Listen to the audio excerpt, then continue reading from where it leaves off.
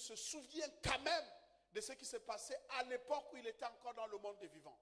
Son âme n'avait pas oublié, les souvenirs étaient encore là. Il a même proposé que le père Abraham demande à Lazare, le pauvre, de sortir du paradis pour aller prêcher l'évangile à ses frères. Donc son âme était attachée tout de même à ses frères, quoique étant déjà dans le séjour des morts. Nous en parlerons. Je suis en train de préparer un message sur la forme de l'âme. Et c'est vraiment très important ce message où nous allons parler un peu de réclamation, encore une fois de plus. Mon âme est attachée à toi. Chacun de nous est attaché à quelque chose. Chacun de nous peut voir son âme s'attacher à quelque chose. Il y a des gens, leur âme est attachée à la, à la supercherie, au mensonge, à la méchanceté. Chacun se voit attaché à quelque chose. Mais David dit, mon âme est attachée à toi, Dieu. Même si tout peut disparaître, je reste attaché à toi. Même si les gens m'abandonnent, je reste attaché à Dieu. Et la Bible dit, conséquence, sa droite me soutient. Alléluia. La droite de Dieu me soutient. Mais je voudrais quand même revenir sur Genèse chapitre 1 à partir du verset 14. Nous allons lire le verset 14 et le verset 20. Genèse chapitre 1, verset 14. Dieu dit qu'il y ait, à partir du verset 12, s'il vous plaît. Verset 12. Genèse chapitre 1, lisons verset 12. Et puis, nous allons continuer jusqu'au verset suivant. Verset 12. Genèse chapitre 1, verset 12. Je vais lire pour vous. Voici ce que la Bible dit. Genèse chapitre 1. À partir du verset 12. La Bible dit, même au verset 11, je peux lire. La terre produisit, le verset 11, je commence au verset 11. La Bible dit, puis Dieu dit que la terre produise de la verdure. Que la terre produise de la verdure. Que la terre produise des arbres, produise de la verdure, produise de l'herbe. Puis Dieu dit que la terre produise de la verdure, de l'herbe à graines, des arbres fruitiers qui donnent du fruit selon leur espèce et qui contiennent leurs semences sur la terre. Et cela se passa ainsi. Cela se passa ainsi. Dieu dit à la terre que la terre produise de la verdure, que la terre produise de l'herbe portant de la sémence et que chacune de ces herbes se reproduit selon son espèce. La Bible dit, et ceci fut ainsi, le verset 20 du même chapitre. Le verset 20 du même chapitre, la Bible dit, Dieu dit que l'eau pullule d'animaux vivants et que des oiseaux volent dans le ciel au-dessus de la terre. Dieu créa les grands poissons et tous les animaux vivants capables de se déplacer. L'eau a produit des animaux marins. L'eau a produit des grands poissons et tout ce que la Bible essaie de nous expliquer. Dieu a demandé que l'eau produise, que dans l'eau pullule des poissons, pullule une population, on va dire, aquatique. Et la Bible dit, ceci fut ainsi, que dans le ciel, que les oiseaux volent, même là encore, il en fut ainsi. Le verset 26 du même chapitre. Puis Dieu dit, faisons l'homme à notre image, à notre ressemblance, qu'il domine sur les poissons de la mer, sur les oiseaux du ciel, sur le bétail, sur toute la terre et sur tous les reptiles qui rampent sur la terre. Dieu créa l'homme à son image, il le créa à l'image de Dieu, il créa l'homme et la femme. Alléluia. Alléluia. Alléluia. Nous voyons ici dans le chapitre de la création, Dieu demande que la terre produise de la verdure, de l'herbe portant de la sémence. Dieu demande que les oiseaux, plutôt que de l'eau ici une population aquatique et Dieu demande que les luminaires sortent et se placent dans le firmament. Dieu essaye de parler à la nature qu'il avait créée. Cette nature qui était au commencement informe et vide. Le chaos était dans la nature. Et la Bible dit, l'Esprit du Seigneur se mouvait au-dessus des eaux. Il y avait les ténèbres sur l'abîme. Et Dieu commence à mettre de l'ordre. Mais dans la création, il demande à la terre de produire. Et les arbres, les arbustes, l'herbe portant de la semence, en fait, sont sortis ici de la terre. Et les poissons viennent de la mer sous la parole de Dieu. Et les étoiles sont sorties du ciel visible bien sûr.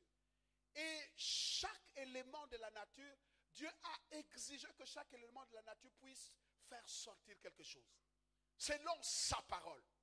En fait, ce que je suis en train de dire avant d'avancer, je ne sais pas ce que tu as, mais la parole de Dieu fera sortir quelque chose d'extraordinaire en toi. C'est juste ça. Vous ne savez pas dire amen. Quand il s'agit de toi, dis quand même plus fort amen. Dis plus fort amen. Alléluia. Maintenant, regardez s'il vous plaît. Lorsqu'il va s'agir de l'homme, dis à quelqu'un, lorsqu'il va s'agir de l'homme, Dieu ne demande pas à un élément de la nature, Dieu se demande à lui-même. Alléluia.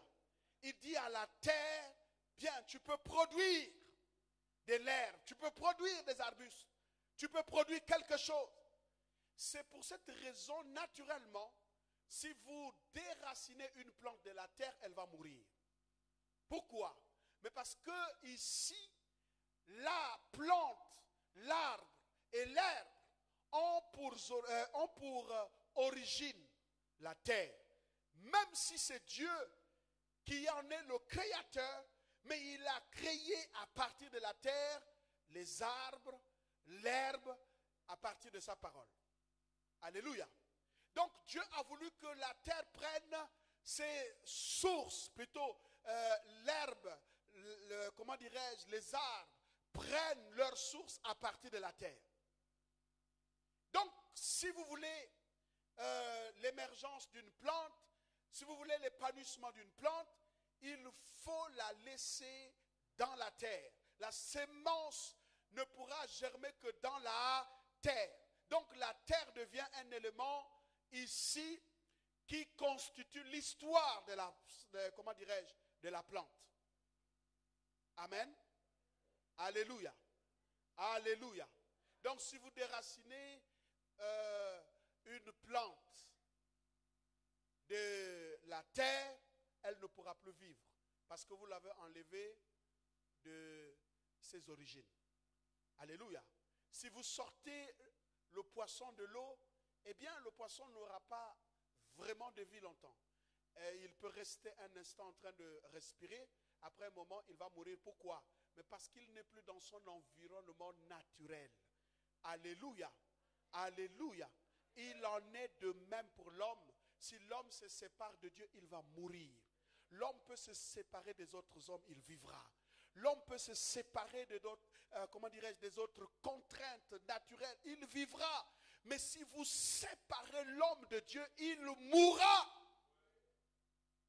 Si l'homme se sépare de Dieu, il signe son arrêt de mort.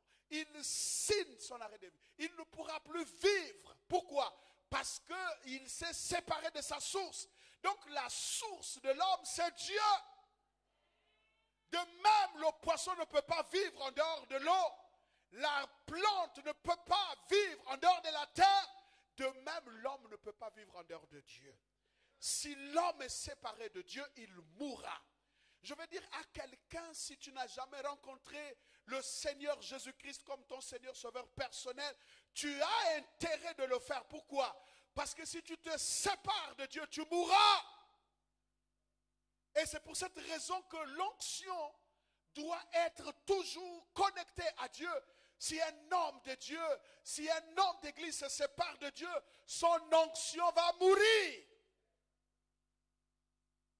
Donc le premier élément est l'attachement à Dieu pour continuer à manifester une atmosphère de présence de Dieu dans sa vie. Si l'homme se sépare de Dieu, il va mourir. Si l'homme appelé par Dieu n'entretient pas sa relation avec Dieu, eh bien il va mourir, même si Dieu lui a donné une grande onction. Alléluia. Il faut revenir à la source. Il faut revenir aux origines. Il faut revenir à Dieu.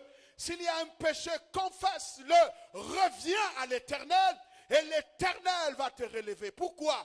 Parce que l'homme ne peut pas vivre en dehors de son environnement naturel. L'environnement naturel de l'homme est la présence de Dieu. C'est pourquoi lorsque Adam a été chassé du jardin, il ne pouvait plus vivre tel que Dieu avait souhaité qu'il vive. Pourquoi? Parce qu'il n'était pas dans l'environnement idéal où Dieu l'avait placé. Alléluia. Dis à quelqu'un, il y a des raisons pour s'attacher à Dieu. David a dit, mon âme s'attache à Dieu. Mon âme s'attache à Dieu. On a vu des gens s'attacher à l'argent, s'attacher aux relations, s'attacher à des choses. Mais toutes ces choses-là passeront. Dieu continuera à exister. Il est important de s'attacher à Dieu. Quelqu'un peut te dire aujourd'hui, je ne t'abandonnerai pas, mais demain il peut t'abandonner. Alléluia. Parce que c'est un homme. Un jour, plutôt Naomi et son mari sont partis dans un pays, le pays de Moab. Arrivé là-bas, Naomi a perdu son mari. Naomi a perdu ses deux fils. En fait, elle a tout perdu.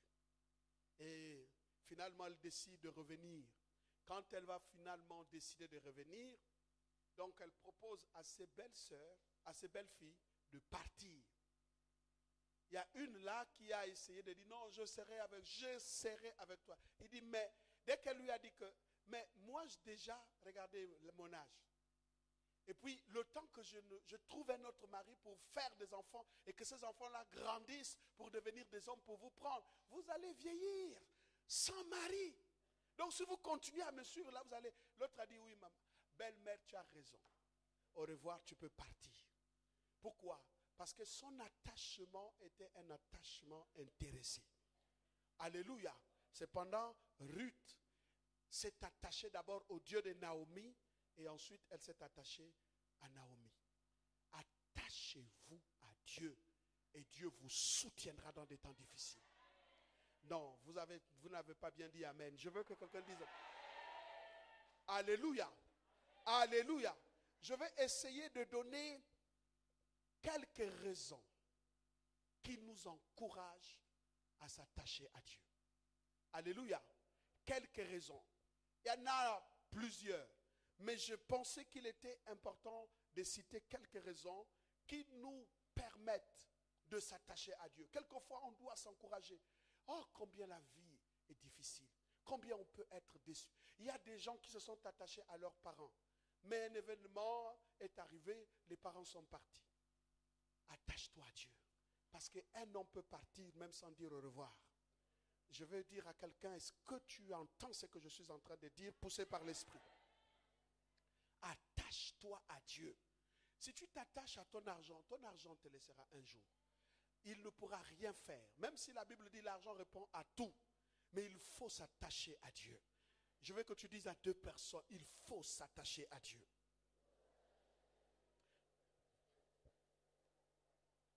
Alléluia. Alléluia. 3 raisons que je vais présenter. La première raison qui nous amène à s'attacher à Dieu. Parce que Dieu est capable de prolonger la vie d'un homme qui s'est attaché à Dieu. Deutéronome chapitre 30, versets 19 à 20. Deutéronome chapitre 30, versets 19 à 20. Deutéronome chapitre 30, versets 19 à 20. S'attacher à Dieu. Alléluia.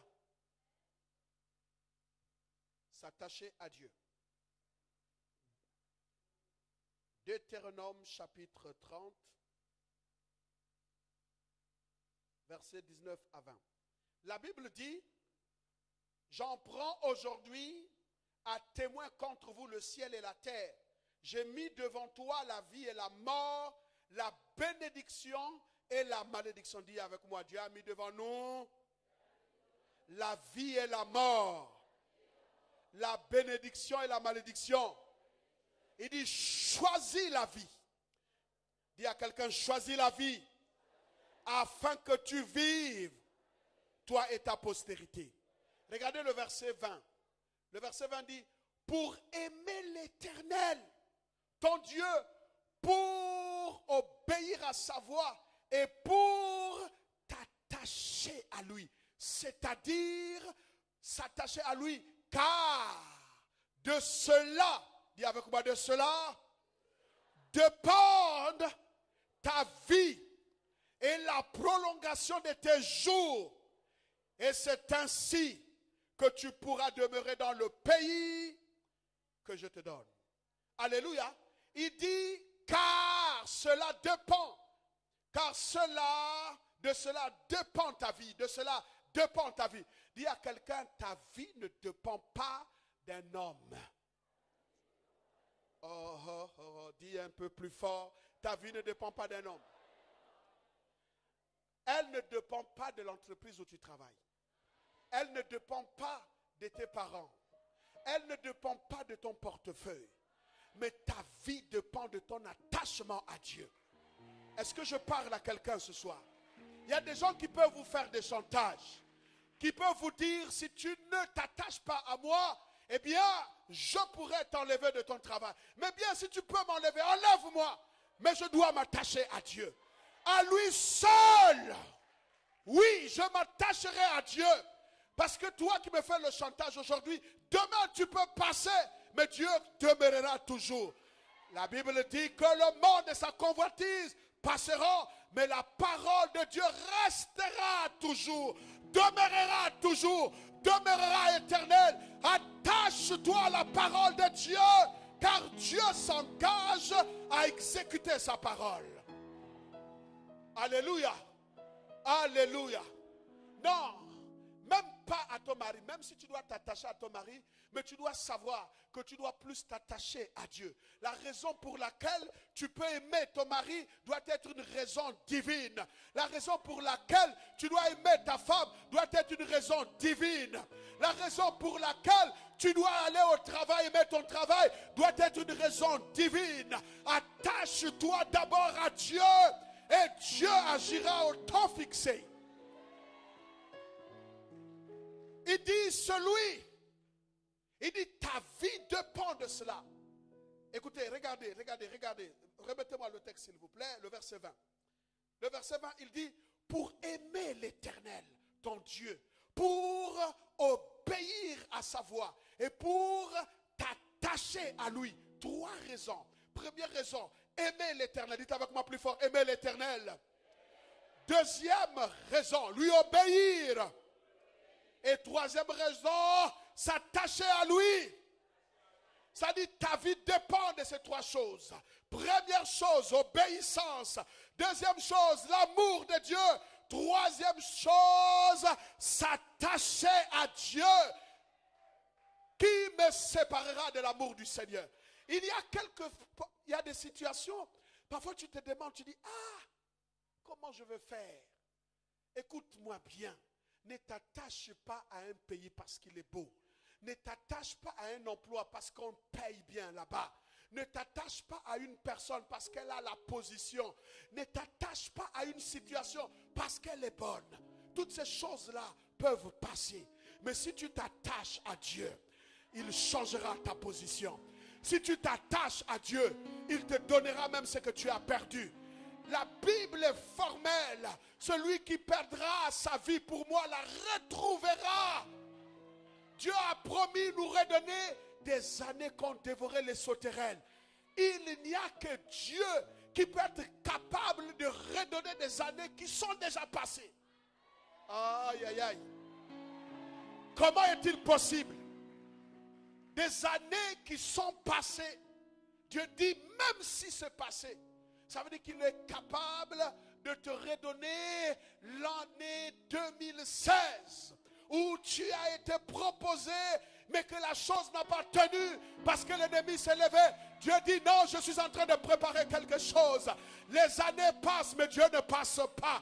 Moi-même, je sais, le meilleur est devant. Le diable pense dévorer tes années. Je vais les faire revenir et tu vivras ce que j'ai promis.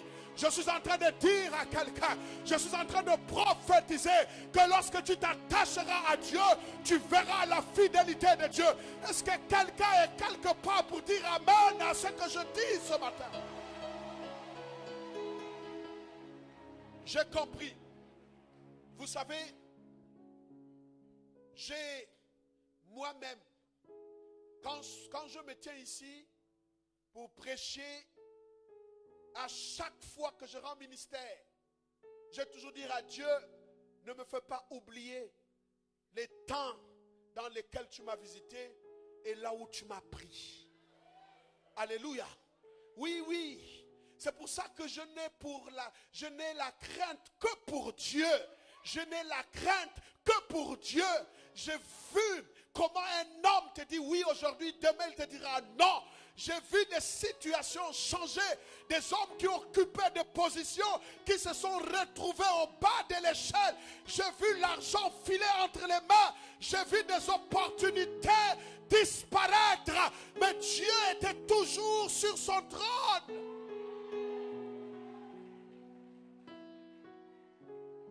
Alléluia. C'est pour ça que nous devrons nous attacher à Dieu. Je dis, il faut qu'on s'attache à Dieu, que notre amour pour Dieu augmente, que notre soif pour Dieu augmente. Quand Dieu va nous faire passer par les moments les plus difficiles, dans les trahisons, dans les pertes de choses, mais que notre foi reste inébranlable parce que Dieu ne change pas. En lui, il n'y a ni changement, ni ombre de variation. Tout don parfait vient d'en haut du Père de la lumière. Le temps est arrivé où des hommes et des femmes se lèveront, prendront des jours entiers, prendront des temps importants dans la présence de Dieu, en train de le chercher. Quand les portes sont fermées, cherche Dieu. Lorsqu'on ferme les portes, il y en a un qui a des clés qu'on appelle la clé de David, qui ouvre là où on a fermé. Il est important de le chercher. Prenez du temps avec lui. Fermez vos yeux et vos oreilles. Allez dans sa présence. Le monde est bizarre, mais Dieu a des solutions. Le monde trahit, mais Dieu soutient comme on soutient un ami. Cherche-le. Attache-toi à lui seul.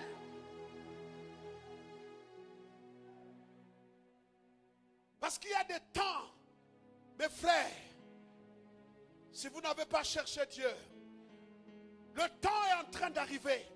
Si vous n'êtes pas attaché à Dieu, des événements arrivent où vous êtes obligé de vous attacher à Dieu. Il y a des moments où tu restes seul. La Bible dit Jacob resta seul. N'ayez pas peur de la solitude. N'ayez pas peur de rester seul. Mais attache-toi à Dieu. Même dans la solitude, cherche à entendre la voix de Dieu. Dieu parle dans notre cœur. Dieu parle dans notre esprit. Cherche-le. Il se montrera à toi pendant qu'il s'y trouve. Les temps qui arrivent, Dieu a besoin des hommes et des femmes fidèles. Il y a un temps où tu es obligé de t'attacher à lui. Rien ne te dit que ça va marcher. Alléluia. Mais je dois m'attacher à lui. Alléluia. Alléluia. Alléluia. Attache-toi à Dieu. Attache-toi à Dieu. Dis à quelqu'un, attache-toi à Dieu. Alléluia. Alléluia. Les promesses de Dieu finiront par s'accomplir. Quelqu'un avait-il déjà été méprisé, insulté, oublié? Si vous l'avez déjà vécu comme expérience, vous avez toutes les raisons de s'attacher à Dieu. Vous aurez envie de vous attacher à Dieu? Quelqu'un vous a déjà nargué parce que la position lui donne de le faire. Attachez-vous à Dieu. Si vous n'êtes pas attaché à Dieu, vous allez avoir mal au cœur. Mais non, Dieu envoie tous ces événements pour voir à quel niveau de l'attachement avec lui tu es arrivé. Alléluia. Parce que quand tu t'attaches à Dieu, toutes ces choses tu les oublies. Quand tu t'attaches à Dieu, que tu manges, que tu ne manges pas, que tu t'habilles, que tu ne t'habilles pas, que tu es, que tu n'es pas, que tu ailles, que tu n'ailles pas. Mais si tu es attaché à Dieu, tu trouveras ta consolation dans sa présence. Tu trouveras le réconfort dans sa présence. David a 10 000 tombent de mon côté et 10 000 à ma droite. Rien ne m'atteindra. Pourquoi? Parce qu'il était attaché à Dieu. Il a dit, mon âme s'attache à Dieu et sa droite me soutient. Je suis en train de prier pour que la droite de Dieu vous soutienne dans les temps difficiles. Alléluia. Deuxième raison pour être attaché à Dieu, qui nous encourage de s'attacher à Dieu. Deuxième raison, c'est dans les temps de l'épreuve. Daniel chapitre 3. Daniel chapitre 3. Et nous allons lire à partir du verset 18. Je ne lirai pas dès le départ. Pourquoi? Parce que bon, s'attacher à Dieu. Vous voulez développer, être étrange pour ceux de votre génération, attachez-vous à Dieu. Il dit sinon, on va lire le verset, à partir du verset 16, on peut aller tout doucement. Verset 16, Daniel chapitre 3 à partir du verset 16. Shadrach, Meshach et Abednego répliquèrent au roi. Le contexte ici, c'est qu'on a établi une statue et on a placé cette statue parce que Shadrach, Meshach et Abednego occupaient des postes très importants dans le royaume et les Babyloniens en ont eu marre, ils étaient jaloux et ont trouvé une stratégie pour les amener, et ça c'était le diable, pour qu'ils fléchissent et qu'ils se séparent de leur Dieu. Et donc, celui qui ne devrait pas adorer cette statue, selon la promesse et le décret royal, on devrait les jeter dans la fournaise. La fournaise était une espèce de grand four. Et là-dedans, il y avait un grand feu et qu'on avait peut-être la possibilité de pouvoir chauffer à l'extrême. Et donc, il savait que le roi ne négociait pas avec ce décret-là. Celui qui n'allait pas adorer la statue devrait être jeté. Donc, Shadrach, Meshach et Abednego, 3 jeunes hommes hébreux, vont être accusés par le roi. Et le roi va dire, j'ai appris que vous ne voulez pas vous prosterner devant la statue pour faire ma volonté.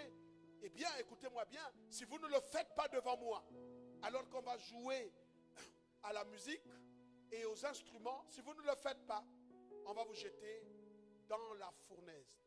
Et vous allez brûler, non seulement brûler, calciner. Voici leur réponse. Shadrach, Meshach et Abednego répliquèrent au roi Nebuchadnezzar, nous n'avons pas besoin de te répondre là-dessus. Ça veut dire que nous n'avons même pas à négocier quand il s'agit de la foi. Les questions de la foi, ça ne se négocie pas. Si toi tu bois de manière à devenir ivre, ça c'est ton alliance. Mais je n'ai pas négocié avec l'alliance que j'ai avec Dieu qui fait de moi un homme réservé dans ce domaine-là. Je ne t'en veux pas.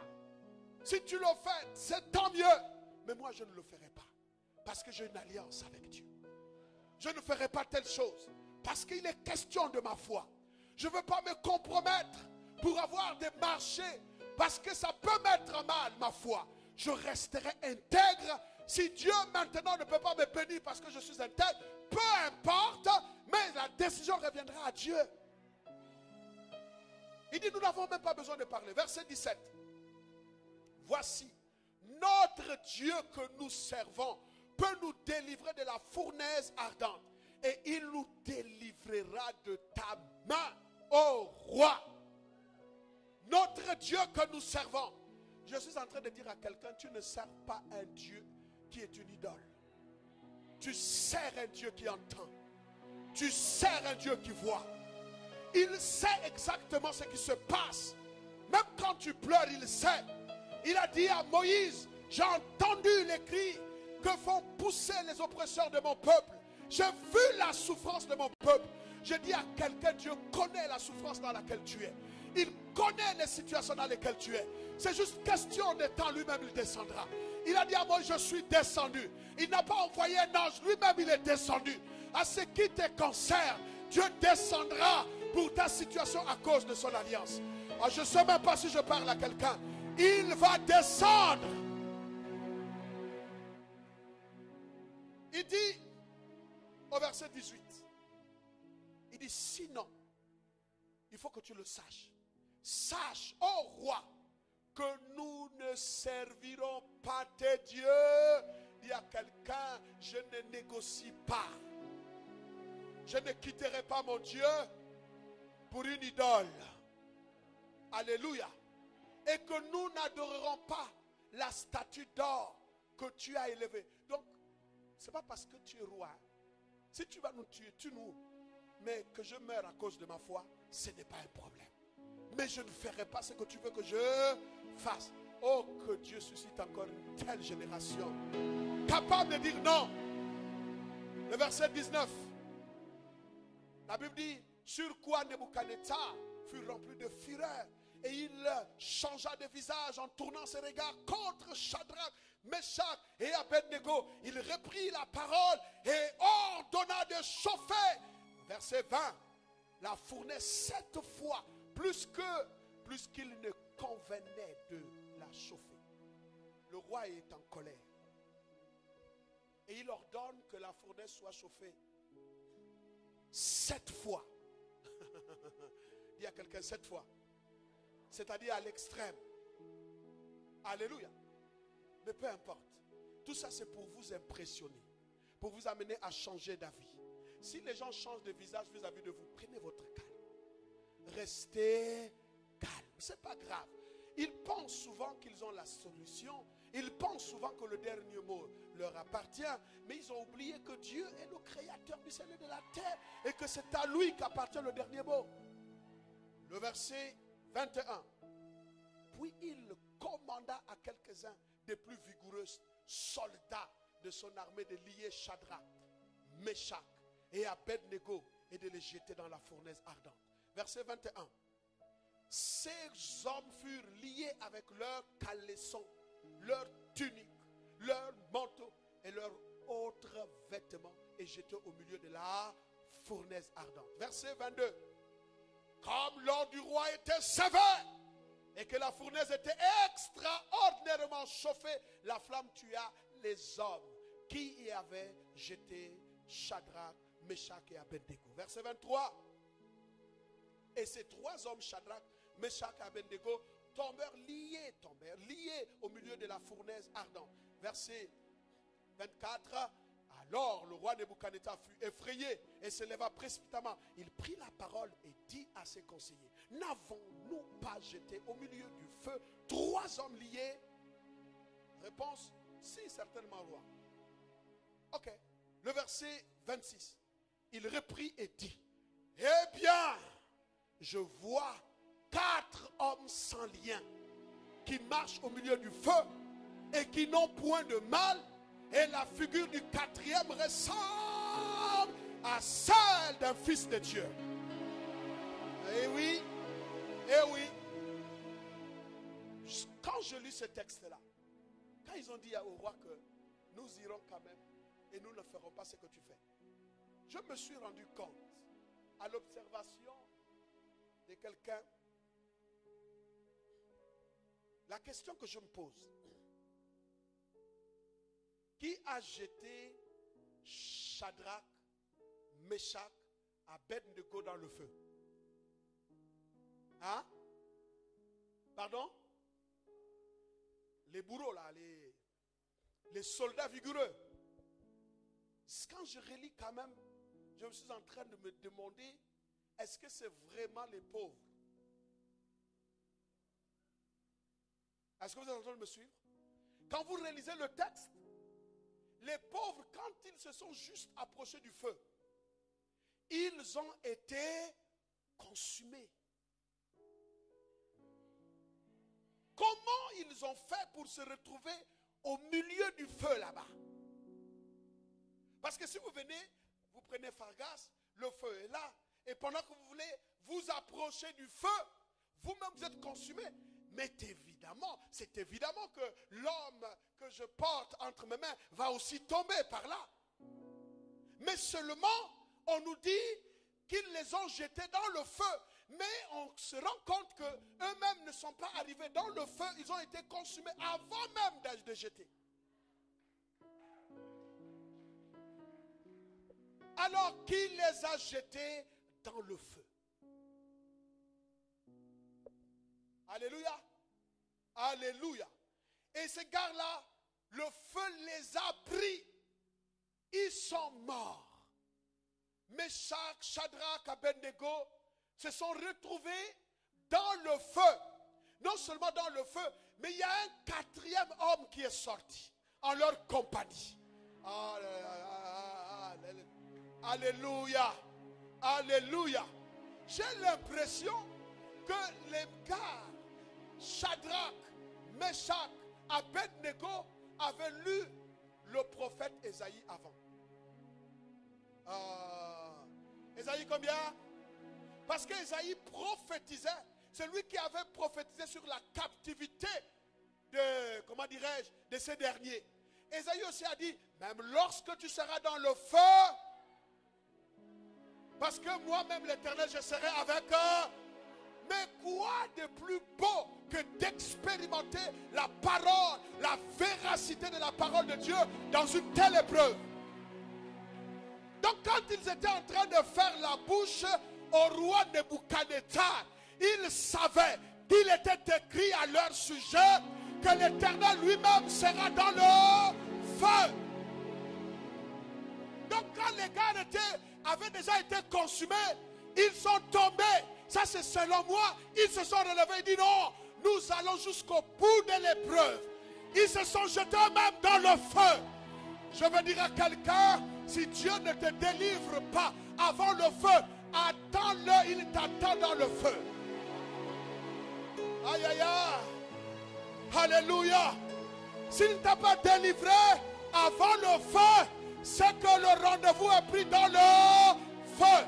N'aie pas peur du feu de la calomnie, de la méchanceté, du chômage et de la souffrance, du feu de la maladie. C'est exactement là que l'Éternel se relèvera de toi. Il va se révéler. Attache-toi à Dieu.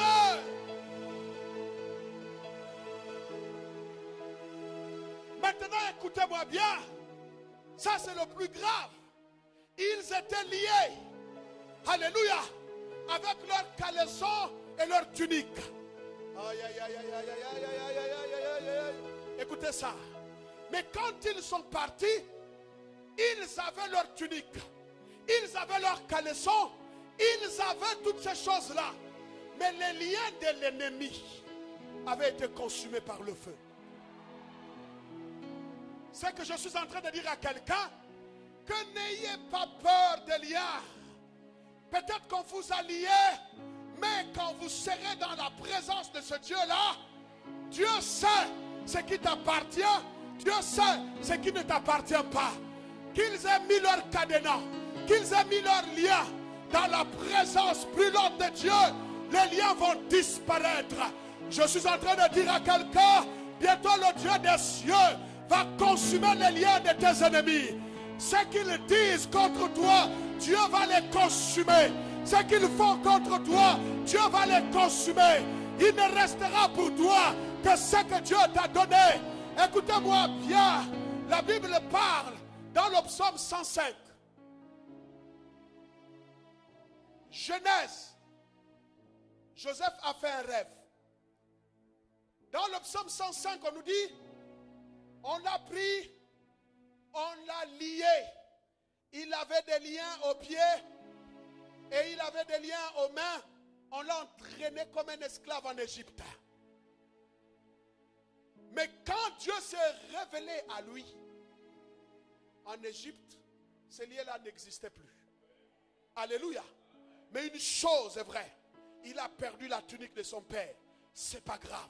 Il a perdu la tunique chez Potiphar. Ce n'est pas grave. Mais une chose est vraie.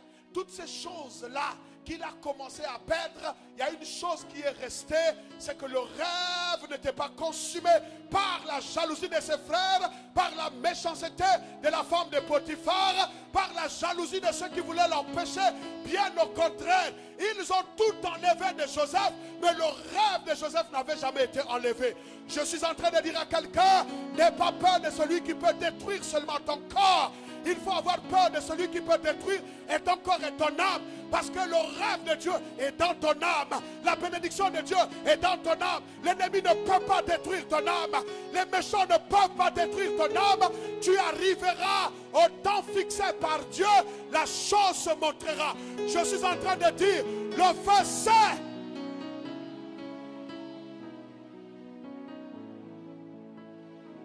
Alléluia. Dis à quelqu'un, les liens là, on t'a lié, tu ne travailleras pas. On t'a lié, tu ne te marieras pas. On t'a lié, tu ne vivras pas une vie heureuse. Dis-leur, je m'en vais dans le feu. C'est dans le feu que je réglerai ce problème-là. Je suis en train de voir quelqu'un parmi vous en train de marcher dans le feu. Au grand étonnement de ses ennemis, je vois quelqu'un marcher dans le feu de la jalousie, de la calomnie. Je vois quelqu'un, il est en train de marcher. Tu ne marches pas seul. Il y a un autre dont le visage est semblable à un fils du Très-Haut qui te rend visite dans cette épreuve. Tu arriveras. Si quelqu'un dit Amen, qu'il en soit ainsi.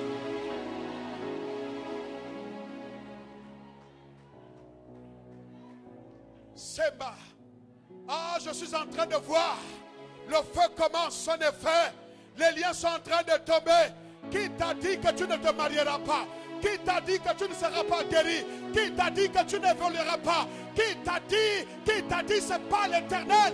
L'Éternel est le Dieu du feu. Le feu qui est en lui est en train de consumer les liens. Je vois dans la classe, je vois dans cette salle, les gens bravaient le feu et marchaient. Tu es plus que vainqueur par celui qui t'a aimé. Gloire à Dieu. Gloire à Dieu. J'aime le Seigneur. Je m'attache à lui. Oh, que Dieu me donne de le servir. J'aime le Seigneur. Je veux l'adorer, marcher pour lui. J'aime Jésus. Les complots ne t'arrêteront pas. Les hommes ne vont pas t'arrêter.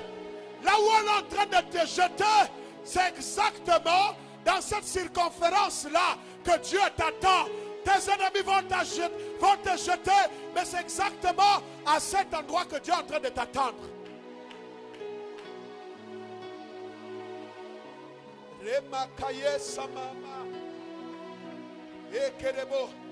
Amène-moi la soeur qui est tombée là-bas. Je vois comment la grâce est descendue. Un ange du ciel a visité, oui. Amenez-la moi, rapidement, rapidement. Attache-toi à Dieu. Attache-toi à Dieu. Attache-toi. Déconnecte-toi de tout ce qui devient des excédents dans ta vie. Non.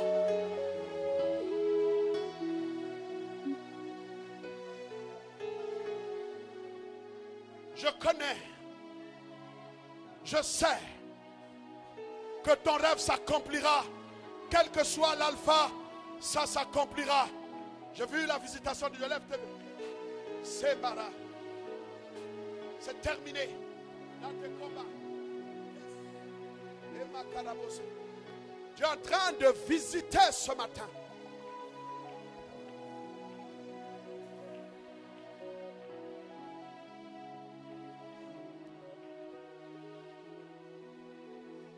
Il y a un quatrième homme.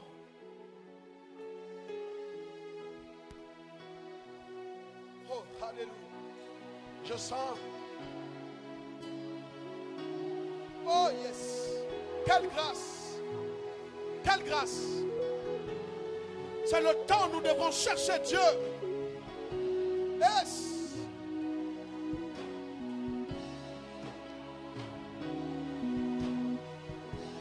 Oh yes. Rema mama. Hallelujah. Hallelujah. Oh, plus fort, plus fort, plus fort.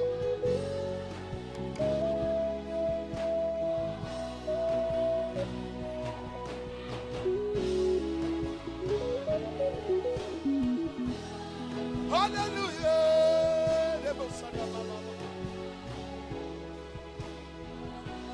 Oh yeah. Yes.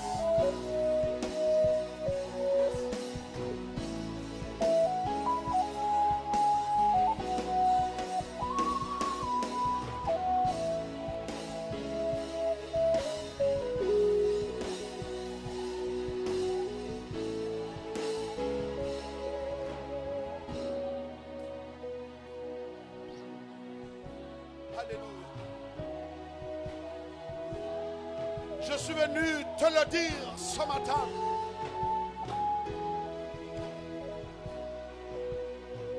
Alléluia. Attache-toi à Dieu. Attache-toi à Dieu. Notre âme doit s'attacher à Dieu. Nous devrons purifier notre âme dans sa présence. Purifier notre âme. Vous voulez monter, vous voulez marcher avec la grâce, vous voulez servir Dieu. Attache-toi. Attache-toi à Dieu. Attache-toi à Dieu. Une dernière raison qui m'amène à m'attacher à Dieu. Cherchons Dieu, cherchons Dieu. Vous savez, aïe, aïe, aïe, quelle grâce. La présence de Dieu ne s'ignore pas. Elle est tout aussi évidente là. Il faut que notre soif de lui augmente. Alléluia. Quand on te voit, eh bien qu'on voit Dieu. Seigneur, donne-nous des temps où nous autres prédicateurs, nous devrons disparaître pour qu'on te voie au travers de notre prédication. Attache-toi à Dieu. Attache-toi à Dieu. Dans les jeûnes et la prière, dans la méditation de la parole, dans la concentration, dans le sérieux, attache-toi à Dieu. Une autre raison qui m'encourage de m'attacher à Dieu, c'est que lorsqu'on s'attache à Dieu, Dieu nous déconnecte quelquefois des lois naturelles. Vous ne m'avez pas saisi. Lorsque, my God, vous allez voir, le Seigneur m'en a convaincu que lorsqu'on s'attache à Dieu, il peut arriver que dans nos vies, des situations soient même les plus redoutables vis-à-vis des autres. Mais Dieu veut voir jusqu'à quel point tu t'es attaché à lui. Dieu veut, l'attachement t'amène aussi à la séparation. Il veut arriver à un niveau. Vous savez, mes amis, il y a des chrétiens, tout le monde, il y a des chrétiens full, comme on nous a enseigné mercredi. Mais il y a des chrétiens qui sont comme dans une alliance dans l'alliance. Avec eux, Dieu a fait une alliance. Dans cette alliance-là, il les amène très haut, sur les montagnes, sur les cimes. Il les amène dans des dimensions. Ce sont des personnes apostoliques.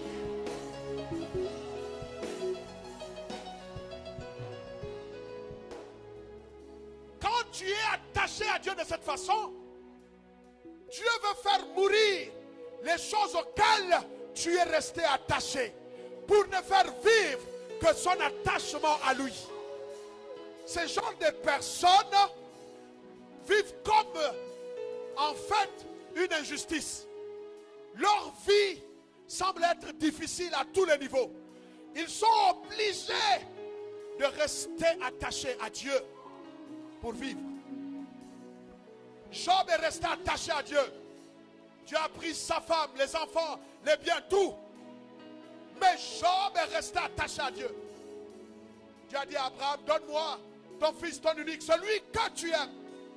Dieu voulait qu'Abraham soit attaché à lui. Quand vous êtes attaché dans la loi là, Dieu vous amène à briser même les lois de la nature. Oh ya ya. Celui qui est fortement attaché à Dieu, quelquefois les lois naturelles ne comptent plus. Sarah était attachée à Dieu. La loi de la vieillesse n'a pas eu d'impact sur lui. Dieu a dit, tu auras un fils. Elle a eu un fils à un âge avancé, 90 ans. Donc la loi de la vieillesse a été totalement engloutie par la victoire que donne l'attachement à Dieu. Quand vous êtes attaché à Dieu, Dieu va faire mourir toutes les choses auxquelles vous êtes quelquefois attachés. Il vous prendra des choses, des grands prix qui vous coûtent. Vous avez l'impression que Dieu ne vous aime pas. Non, quand Dieu aime quelqu'un, il veut l'amener plus haut.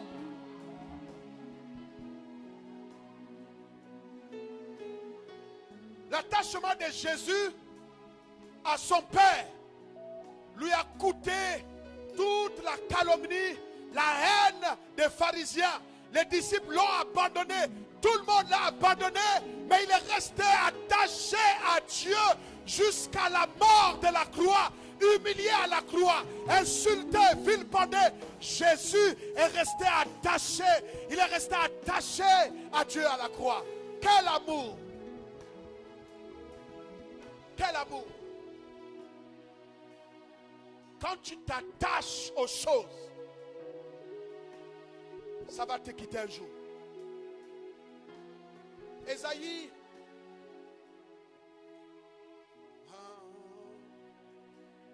je sais que Dieu, my God, il y a des gens qui ne comprenaient pas jusque-là. Dieu veut te séparer d'avec ce qui est vil pour que ta bouche soit précieuse afin de parler de sa part. Je suis en train de dire à quelqu'un, tu as le témoignage que Dieu parle à ce qui te concerne. Tu te posais des questions, pourquoi ma vie est pareille? Et pourtant, je suis venu te dire, c'est Dieu qui t'amène dans les cimes des montagnes. Attache-toi à lui, attache-toi, n'abandonne pas. Bientôt, c'est l'arrivée, bientôt les choses seront différentes.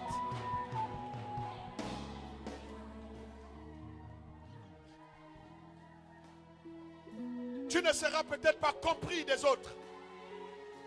Tu seras traité d'orgueilleux. Tu seras traité de rêveur. Mais attache-toi à Dieu. Attache-toi à Dieu.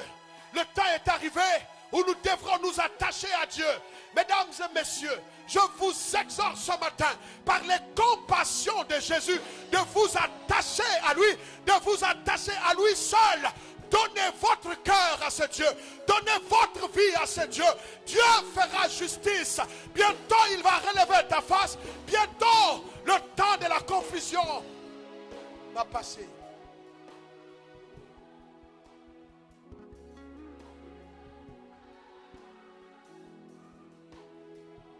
Quelqu'un est ici. Dieu me dit que ton esprit l'atteste. Ton esprit l'atteste. Tu as reçu un témoignage. Tu avais été averti divinement par Dieu des choses qu'il devrait faire avec toi. Mais tu n'arrives pas à satisfaire Dieu sur un domaine. Mais je suis venu te dire ce soir, attache-toi à Dieu. Fais ce qu'il te demande. Tu ne seras point confus.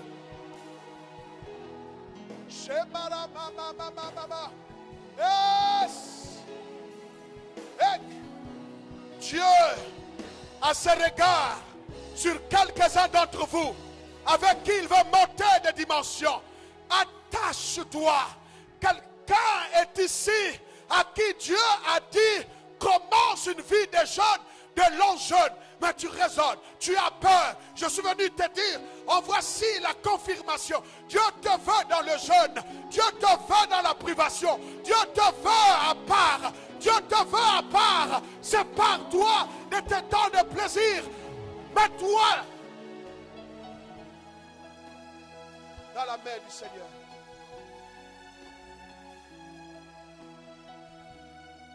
Je vois la grâce sur toi.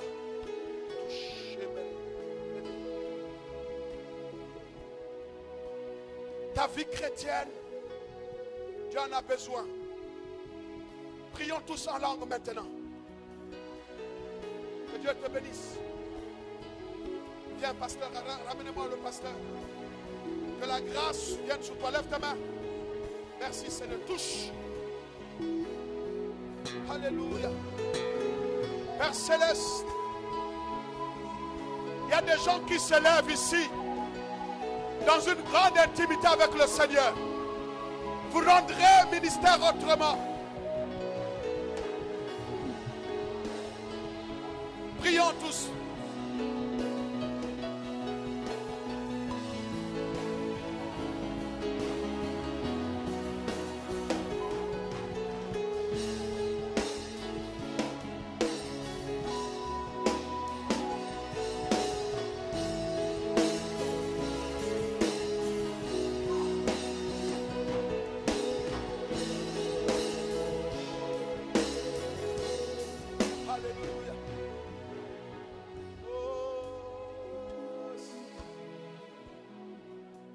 Alléluia.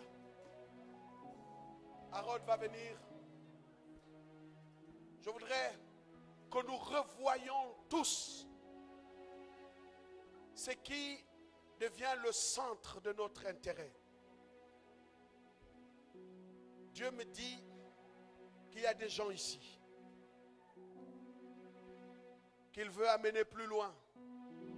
Mais la vue du monde les retient. La vue du monde les retient. Pendant que je suis en train de parler, vous ressentez comme un feu au moment où je parle. Donc c'est toi. Maintenant, au nom de Jésus, reçois la grâce, la force qui te propulse. Merci Seigneur.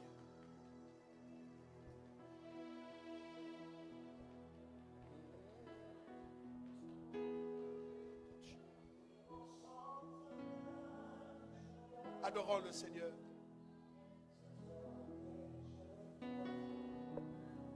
Que Dieu soit au centre de toutes choses.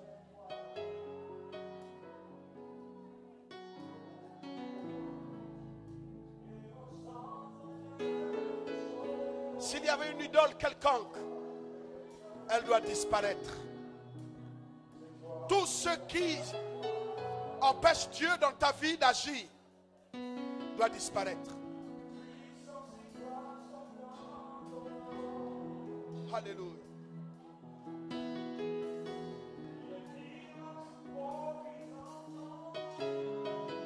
Oh Jésus.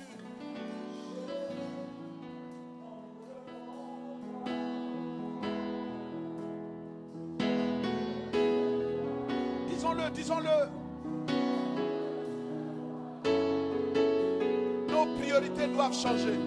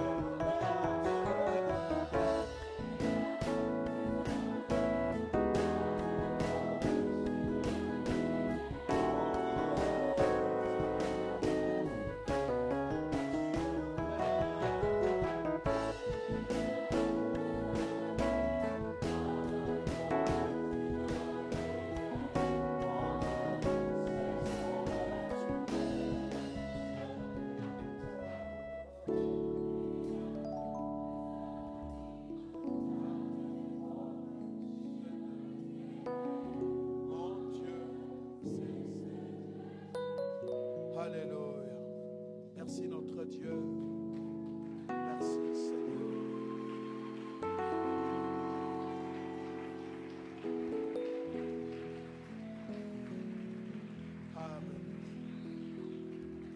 Alléluia. Seigneur, nous voulons bénir ton nom pour ta parole, te rendre grâce. Merci de nous donner, Seigneur, de choisir de s'attacher à toi. Merci Seigneur, au nom de Jésus. Amen. Alléluia. Asseyons-nous, est-ce qu'on peut acclamer le Seigneur?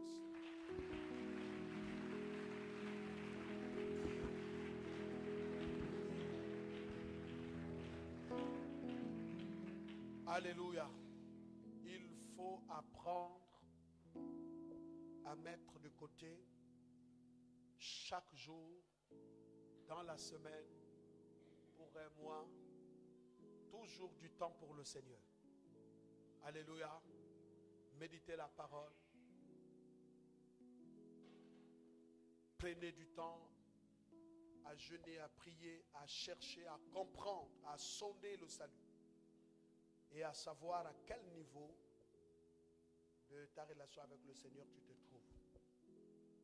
Exercer cela avec une humilité de cœur. Chercher Dieu doit nous amener à vivre dans une forme d'humilité. Parce que quand tu cherches Dieu, ne te dis pas toujours que tu es le seul à le faire. Alléluia. Il faut toujours le savoir, que si tu cherches Dieu, il y a quelqu'un d'autre qui cherche Dieu quelque part. Alléluia. Maintenant, on peut s'encourager dans ce sens-là. Et il y a un tel avantage d'être attaché au Seigneur. Amen. Je rappelle que la semaine du 26 au 1er, nous avons eu une pastorale à Libreville avec le révérend Francis Michel Badinga. Donc, il faut prier pour que tout se passe bien. Nous avons des orateurs qui viennent de l'extérieur et qui vont passer une semaine avec nous. Alors, il était important, comme souhaité, de le dire pour donner à chacun la possibilité de prier pour ce séminaire qui est un lancement officiel de la dernière phase des travaux de la cathédrale.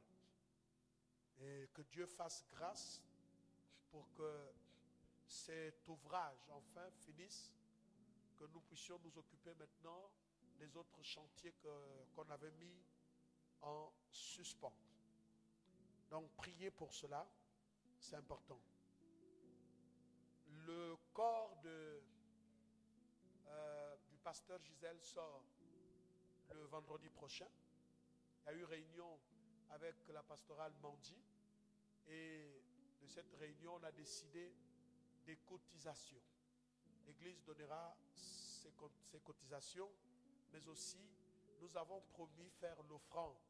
Ça pourra aider éventuellement la famille.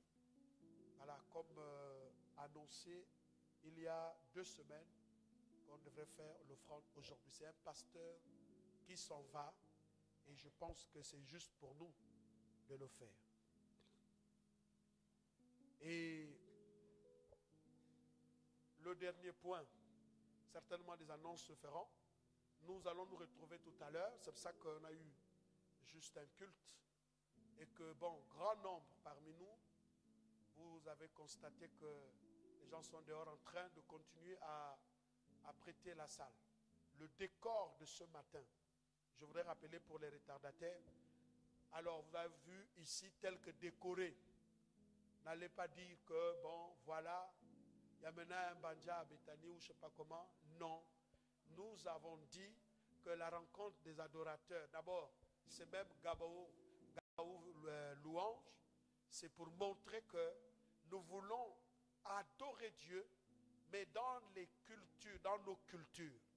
Donc ne dites pas que derrière la chaire où le pasteur prêchait, il y a des chasses-mouches. On voit maintenant des choses là-bas. Non, tout ce que vous avez vu, c'est un décor déjà pour montrer que ce soir, nous allons louer le Seigneur au rythme traditionnel. Quand on dit rythme traditionnel, mais traditionnellement, spirituellement, c'est le Seigneur. C'est pas que tu viens avec tes trucs, bon, on dit, ah, ça me fait penser quand j'ai dansé de l'autre côté. Non, non, non. Au rythme traditionnel, ça veut dire que nous aurons des chants en langue de 9 provinces. On a choisi, il y a tellement de langues, il y a tellement d'ethnies qu'on a pensé prendre quelques-unes pour juste représenter. Mais on ne peut pas faire toute une soirée comme ça sans penser à valoriser, même dans la décoration, bon, comment dirais-je, nos cultures. C'est pour ça que vous avez vu des éventails, du raffia, vous avez ici, vous avez même les lampes. Ne dites pas que ça y est. Oui, mais c'est décoré juste pour la circonstance. Après la soirée, le dimanche prochain, vous n'allez pas voir ça. Donc, il faut dire que non, bon, c'est un décor qui sera là, non. Et puis après, les gens aussi aiment toujours des problèmes. Et on va dire, oh, mais qu'est-ce que j'ai vu là-bas? Donc, je te dis déjà que c'est pour ce soir qu'on a décoré comme ça. Amen. Voilà, parce qu'il y en a qui sont sortis dans les histoires, disent, ah, mais moi, quand j'allais là-bas, je voyais ces choses-là. C'est la culture gabonaise. Est-ce que chaque peuple a une culture? Oui. Quand moi, je vais en France, on me dit, vous devrez louer. Vous avez vu, quand vous allez dans des églises vraiment françaises, de souche, il y a une façon de louer. Ok, mais on fait comme on nous demande. Déjà, même là-bas, tu n'acclames pas, tu ne dis pas Amen. En fait, tu peux dire Amen, mais il y a des églises où tu n'acclames pas, tu ne dis même pas Alléluia. Mais quand je me retrouve avec les Africains de la RDC, ils disent que moi, je suis RDC. Quand une parole me plaît, je dis Amen. Et puis quand elle crie Amen, tout le monde se tourne. C'est quoi, madame?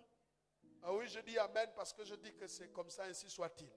C'est tout. On ne peut pas aussi oublier nos racines. Amen. Voilà, donc c'est juste pour rappeler que même si on est chrétien, ça ne veut pas dire que nous ne sommes pas dans une société qui a une culture. Et ce soir, vous allez voir des danses traditionnelles. Pas traditionnelles de la mauvaise façon. Quand on dit traditionnel, ça veut dire que dans nos cultures, des chants composés à l'honneur de Dieu, mais nous chanterons cela. On ne peut pas chanter ça en veste.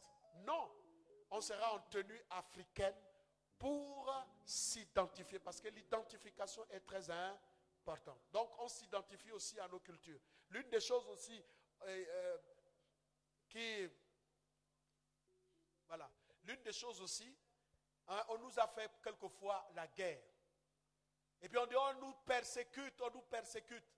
Parce que les parents voyaient mal que vous êtes devenus chrétiens et puis vous ne pouvez plus vous identifier à votre culture. Amen. Mais ils ont raison. Nous avons une culture et ça permet même que vous avez des théologiens qui sont là pour filtrer tout ça là et tout. C'est très important pour savoir que vous devrez louer Dieu, apprendre à louer Dieu dans votre langue maternelle. Les Juifs louent en hébreu. Hein? Je sais qu'il y a des gens qui disent que si vous ne dites pas au nom de Jésus, la prière n'est pas puissante. Bon, ok, mais ce n'est pas grave. Mais au nom de Jésus, c'est juste pour dire que, bon, si nous voulons parler de Jésus en français, on le dit en français. Mais quand vous avez un juif, il va vous dire Yeshua. C'est sa langue. Alléluia. En Pounou, vous avez aussi une façon de faire.